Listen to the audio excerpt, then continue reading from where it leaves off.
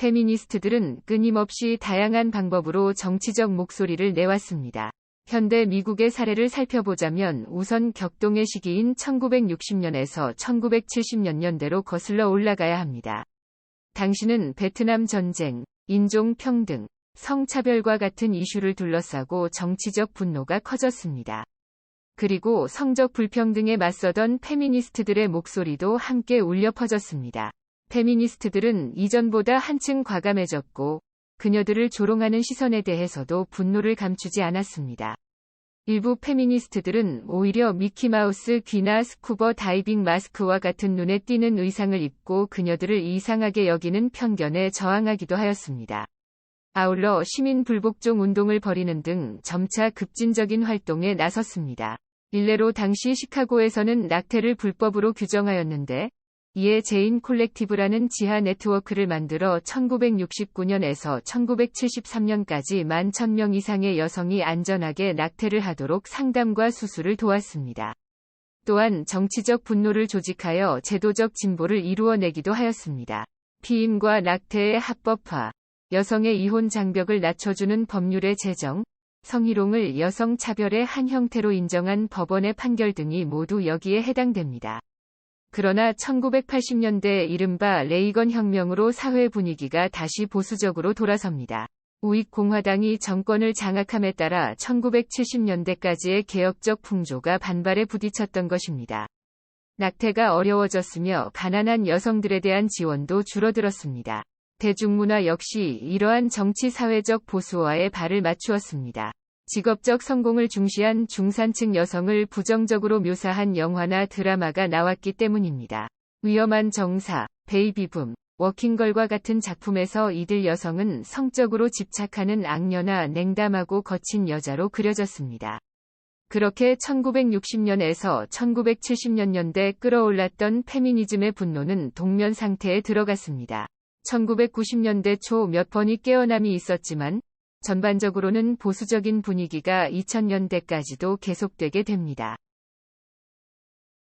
미국 사회의 보수화가 일어난 1980년대부터 2010년대 중반까지 페미니스트들의 정치적 분노는 그다지 크게 타오르지 않았습니다. 하지만 그 중에서도 몇 번의 중요한 움직임이 있었습니다. 대표적으로 1991년 법학 교수 아니타 힐은 상원 법사위원회에 출석하여 대법원 후보자였던 클래런스 토마스의 성희롱 혐의를 제기하였습니다. 그러나 적어도 여성들이 보기에 남성으로만 이루어진 의원회는 힐 교수를 무시하였으며 토마스는 대법관으로 임명되었습니다. 힐 교수에 대한 대우와 토마스의 임명은 여성들의 분노를 불러일으켰고 1992년의 선거에서 다수의 여성이 공직에 진출하는 결과로 이어졌습니다.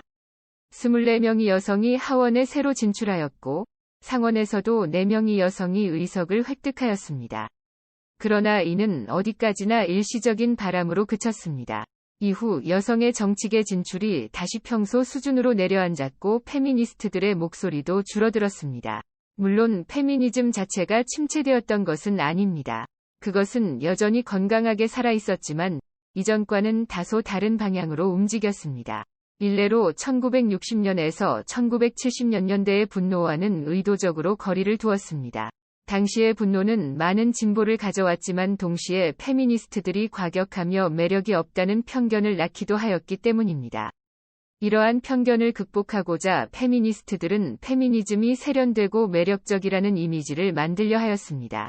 여기에서 한 가지 역설이 발생하였는데 비페미니스트에게 대항하기보다는 그들을 안심시키는 방향으로 페미니즘 운동이 전개되었던 것입니다. 심지어 2016년까지도 페미니스트들의 정치적 분노는 과거의 일인 것처럼 여겨졌습니다. 실제 많은 여성들이 주변에서 양성 평등이 이루어지는 듯한 모습에 안도하였습니다. 무엇보다도 힐러리 클린턴이 최초의 여성 대통령이 될 것처럼 보였고 대학과 대학원에도 여성이 남성의 수를 뛰어넘었습니다. 비록 상황이 완전히 만족스럽지는 않더라도 개선의 추이는 분명해 보였습니다. 하지만 도널드 트럼프가 나타났습니다. 도널드 트럼프의 당선은 미국 사회는 물론 페미니즘 운동의 성격도 바꾸어 놓았습니다. 무엇보다도 1980년대의 보수화 이후 잠들어 있었던 페미니스트들의 정치적 분노가 다시 깨어났습니다. 일례로 2017년의 대표적인 여성운동 두 가지는 모두 분노의 표출과 관련이 있습니다. 첫째는 2017년 1월 21일의 여성 행진입니다. 이는 미국 역사상 최대 규모의 일일 시위로 400만 이상의 여성들이 각지에서 거리로 나왔습니다. 그리고 시위대는 분노의 감정을 감추지 않았습니다. 가부장제는 꺼져라! 와 같은 모욕적인 표현마저 등장하였습니다. 둘째는 사회에 만연한 남성들의 성희롱과 성폭행을 고발한 미투 운동입니다. 많은 여성들이 용기를 내 자신의 이야기를 꺼냈고 문제의 심각성도 점차 분명해졌습니다. 이를 공유한 여성들의 분노 또한 한층 커져갔습니다. 나아가 1970년대와 같은 강력한 목소리마저 나왔습니다. 이를테면 미디어 산업에서의 차별과 괴롭힘에 염증이 난 여성들은 개같은 미디어 남자들이라는 제목의 가해자 목록을 만들어 배포하였습니다. 다만 페미니즘이 사라졌다가 다시 나타났다는 식의 오해를 해서는 안 됩니다.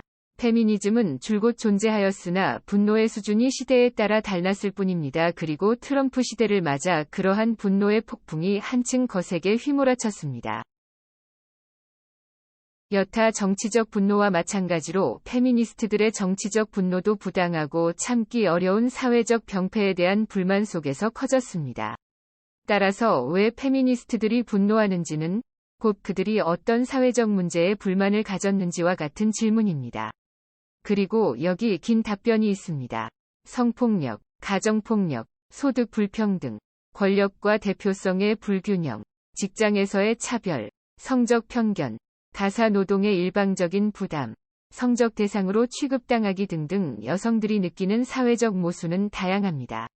여성주의적 관점에서 이러한 문제들을 살펴보면 문제 자체가 분노를 일으킴은 물론 그를 만들어내는 사회에 대해서도 불만을 가질 수밖에 없습니다. 이를테면 각종 성폭력을 생각해 봅시다. 여성은 성적 폭력의 주된 희생자일 뿐 아니라 잠재적인 폭력을 피하기 위해 많은 시간과 에너지를 써야만 합니다. 성적 편견과 남녀 이중잣대, 가사노동의 일방적인 부담도 마찬가지입니다. 여성들이 이 같은 문제에 신경을 쓰는 만큼 자신의 프로젝트, 아이디어, 목표, 직장 생활에 집중하기 어려워집니다. 그렇기에 여성들은 미국 사회에 만연한 남녀 불평등에 분노하게 되었습니다. 여기에 사회적 부정의가 하나 더 덧붙여집니다. 바로 여성들에게 화를 참을 것을 강요하는 것입니다. 남성과 달리 여성들에게는 큰 소리로 화를 내는 일조차 쉽사리 허용되지 않습니다. 여성들의 분노를 억압하는 분위기는 실상 여성들의 권력을 박탈하는 것이나 다름없습니다. 정치적 분노가 정치적 변화를 이끌기 때문입니다. 당장 미국 독립혁명은 영국에 대한 정치적 분노 속에서 일어났습니다. 보스턴 티파티에 참여한 혁명가들이 분노를 참았다면 어떻게 되었겠습니까? 때로 분노는 참을수록 더 커집니다. 페미니스트들의 정치적 분노도 마찬가지입니다. 2017년 터져 나오기 전부터 그 분노는 장기간 커지고 있었습니다. 역설적으로 여성의 분노를 깎아내리는 성차별적 관념이 분노를 부추겼습니다. 사실 많은 여성들은 화내는 여자라는 꼬리표가 붙기를 원하지 않습니다. 사회에서 여성은 대체로 달콤하고도 상냥한 그리고 부드러운 존재로 여겨지기 때문입니다. 그렇기에 여자는 함부로 화내서는 안 되고 불쾌하다거나 날카롭다거나 짜증나는 이미지와 결합되어도 안 된다는 고정관념이 있습니다. 그렇기에 분노한 여성은 그 자체로 여성은 당연히 이러저러 해야 한다는 성차별적 사회관념을 위반하는 존재가 됩니다. 동시에 이러한 위반을 저지르는 여성은 흔히 부자연스럽고 기괴하거나 추악하다는 손가락질을 받습니다. 특히나 권력을 가진 여성들은 이러한 공격에 시달립니다. 대표적인 여성 정치인인 낸시 펠로시나 엘리자베스 워렌의 이미지가 어떻게 대중에게 전달되는지 생각해 봅시다. 입을 벌린 채 분노로 일그러진 얼굴을 찍은 사진을 무수히 많이 확인할 수 있습니다. 그리고 이 같은 사진들은 매력적이지 않은 모습을 보여주기 위해 의도적으로 찍은 것입니다. 화내는 여성은 매력이 없다는 문화적인 편견이 특정한 이미지를 만들어내고 그 이미지가 다시 편견을 강화합니다. 여성의 분노와 매력을 연관시키는 관념 속에는 성차별적 가정이 깔려 있습니다. 우선 화내는 것이 매력적이지 않다는 생각은 역으로 매력적인 여성은 화를 내지 않고 친절해야 한다는 의미이기도 합니다. 여성에게 미소를 지으라고 강요하는 것이 대표적인 사례입니다. 여성에게 미소를 지으라고 할 때마다 그녀는 부정적인 감정을 억눌러야만 하고 동시에 매력적으로 보이도록 친절하게 행동하라는 압박을 받습니다. 나아가 여성이 매력적이라는 가정은 그를 남성 세계의 장식물로 간주하게 만듭니다. 많은 여성들이 자신의 이익을 위해 남성의 잘못된 행동을 용인하거나 심지어 옹호하고는 합니다. 이는 사회는 물론 가족 내에서도 마찬가지입니다. 특히 가족의 경우 문제의 남성은 우연하게 만난 직장 상사가 아닌 여성의 남편, 형제, 아들, 아버지입니다. 따라서 그들에게 화를 내거나 잘못을 비난하는 행위는 가족 갈등으로 이어지기 쉽습니다. 나아가 여성이 경제적으로 남성에게 의존한다면 그러한 갈등이 스스로의 생계를 위협할 수도 있습니다. 역으로 여성이 남성의 잘못을 용인하고 심지어 스스로를 종속시킴으로써 상당한 이익을 얻는 경우가 적지 않습니다. 그렇기에 상당한 여성들이 남성에 대한 종속을 정당화하는 세계관을 받아들였습니다. 남성의 지배를 강화하는 사상체계이자 권력관계인 가부장제가 바로 그것입니다. 한층 엄밀하게 말하자면 백인 이성애자 남성 중심의 가부장제가 미국 사회를 지배하고 있습니다. 안타깝게도 가부장제를 수용하는 여성에게는 상당한 보상이 주어집니다. 남성들의 낭만적으로 보이는 관심, 약간의 경제적 안정, 소위 좋은 직업에 대한 접근성, 기타 권력을 지닌 남성이 해줄 수 있는 각종 도움 등이 그렇습니다. 이 같은 가부장제는 정치권에서도 찾아볼 수 있는데, 오늘날 미국에서 가부장적 가치와 정치적 견해를 지지하는 정당은 공화당입니다. 따라서 가부장제로부터 어쨌든 혜택을 받는 여성들이 가부장제를 조장하는 정당을 지지하는 것도 어쩌면 당연할지 모릅니다. 실제 2017년 3명의 정치학자는 2016년 미국 대선에서 백인 여성의 트럼프 지지와 결혼 여부의 상관관계를 추적하였습니다. 미망인 및 기혼 여성이 트럼프를 높게 지지했으며 별거 중이거나 이혼한 여성이 그 뒤를 따랐습니다. 오직 미혼 백인 여성만이 트럼프보다 힐러리를 많이 지지하였습니다. 안타깝게도 일부 여성들은 가부장제의 혜택을 보기 위해 여성을 종속시키는 가부장제에 동참합니다. 유력한 남성의 친구, 가족, 동료가 되어 보다 많은 부와 기회를 얻으려 하는 것입니다. 심지어 남성이 지배하는 업계의 경우 여성은 성공을 위해 다른 여성을 희생시켜야 한다는 압박을 받습니다. 성희롱이나 성폭행 혐의를 받는 남성을 묵인하거나 변호하는 것이 대표적인 사례입니다. 일례로 NBC 기자 출신의 린다 베스터가 은퇴한 NBC 앵커 톰 브로카우의 성희롱 혐의를 제기했을 때 해당 방송국에 소속된 많은 여성들이 톰을 옹호하였습니다. 이처럼 권력과 가까운 여성에게는 가부장제를 흔들지 않을 이유가 충분합니다. 그러나 유력한 백인 남성과의 관계로 이익을 얻기 위해서는 그와의 연결에 매달릴 수밖에 없습니다. 그러나 남자가 주는 무언가는 언제든 남자에게 다시 빼앗길 수 있습니다. 남성 권력의 힘은 때로 여성에게 회복이 어려운 타격을 줍니다. 이를테면 의회 직원이었던 로렌 그린이 국회의원 블레이크 파레놀드의 성희롱 의혹을 제기하자 그녀는 해고되었고 심지어 정치권의 블랙리스트에 올랐습니다. 그녀는 전계에서 일자리를 구할 수 없었으며 결국 정치적 포부를 접은 채 아르바이트를 하며 살아가게 되었습니다. 미투 운동의 시대의 이는 과거의 일로 여겨질 수도 있지만 많은 여성들에게는 현실입니다. 더구나 여성 사이에서도 계층에 따른 차이와 갈등이 존재합니다. 여성 전체는 불완전하게나마 남녀 평등을 달성하는 방향으로 나아갔지만 제한적인 진보조차도 불평등하게 분배되었기 때문입니다. 한층 부유하고 힘있는 여성은 당연히 그렇지 못한 여성보다 더욱 많은 혜택을 누리고 있습니다. 미투 운동의 예만 보더라도 연예계 혹은 정치권에서 유명한 백인 여성들의 목소리는 많은 주목을 받았습니다. 반면 돌봄, 서비스, 제조업에 종사하는 저임금 여성 노동자들의 피해는 대부분 무시당하였습니다. 남성 중심적인 사회 속에서 여성들은 서로에게 분노를 표출하고는 합니다. 최근에 생생한 예로는 2016년 미국 대선이 있습니다.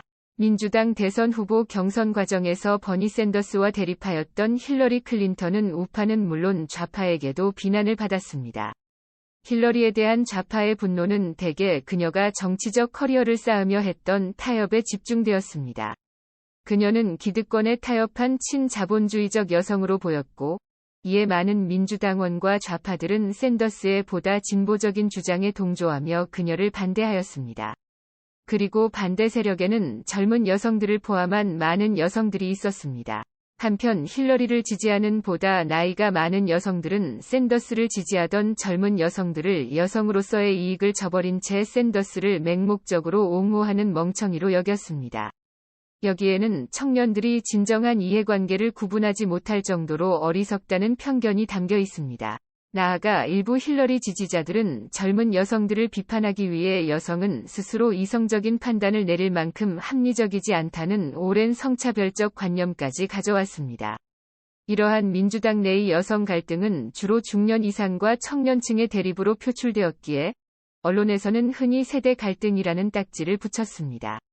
사실 미투 운동이 벌어졌을 때에도 여성들 사이에 유사한 의견 차이가 있었습니다. 나이든 여성 상당수가 미투 운동이 지나치다고 여겼기 때문입니다. 다만 이른바 세대 격차는 단순히 연령의 문제가 아닙니다. 일반적으로 보수적인 중년 이상의 여성들은 더욱 강한 사회적 지위는 물론 기성 언론에 대한 접근성 측면에서도 젊은 여성들을 압도하였습니다. 엄밀히 말하면 나이가 많은 여성이라기보다 나이가 많은 기득권층 여성에 가까웠던 것입니다.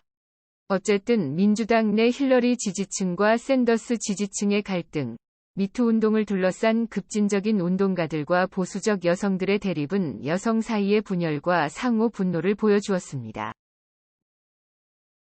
1980년대 미국 사회의 보수화 이후 장기간 억눌렸던 페미니스트들의 분노는 2017년 이후 미투 운동과 함께 타올랐습니다. 사실 여성들은 이미 분노를 사귀고 있었기에 그것이 폭발할 불꽃이 필요했을 뿐입니다. 무엇보다도 트럼프 대통령의 당선이 그 계기가 되었습니다. 많은 여성들에게 그의 승리는 사건 자체가 당혹스러웠을 뿐 아니라 미국 사회의 오랜 병폐가 현실화된 결과로 여겨졌습니다. 특히 인종차별과 성차별이 지나간 일이라고 여겼던 여성들에게 트럼프의 무례함은 충격을 주었습니다. 트럼프는 여성을 돼지나 암소로 부른 적이 있고 성폭행을 자랑스럽게 떠벌리기도 하였습니다. 반이민 반무슬림 선동을 벌이며 멕시코인들을 강간범이라 모욕하기도 하였습니다. 과도한 자만심과 여성 및 소수자를 바라보는 시대착오적 견해는 트럼프 대통령을 백인 가부장제의 화신으로 만들었습니다. 그렇기에 그의 승리는 구시대적 백인 가부장제의 승리로 보였습니다. 더욱이 상대가 최초의 여성 대통령을 노리던 성공한 여성인 힐러리 클린턴이었기에 더욱 그러했습니다. 힐러리는 가부장제 게임에 뛰어들어 모든 관문을 뛰어넘는 듯 했으나 결국 마지막에 좌절하고 말았던 것입니다. 따라서 트럼프 대통령의 당선과 미투 운동의 출현은 여성들에게 좌절감만큼이나 큰 각성의 계기가 되었습니다. 백인 가부장제 게임 속에서 여성은 결코 이길 수 없음을 명확히 보여주었기 때문입니다. 오랫동안 많은 여성들이 가부장제 게임에 스스로 동참하였습니다. 불합리한 대우를 받았을 때조차도 공손하게 항의하였을 뿐입니다. 그러나 그녀들에게 돌아온 것은 대통령을 비롯한 힘있는 남성들의 연이은 성희롱과 성폭행이었습니다. 이 같은 현실에 직면한 여성들은 더 이상 분노를 참지 않았습니다. 분노의 폭발은 역사적인 여성 행진으로 이어졌고, 아울러 오늘날까지 계속되는 미투 운동에 불을 붙였던 것입니다.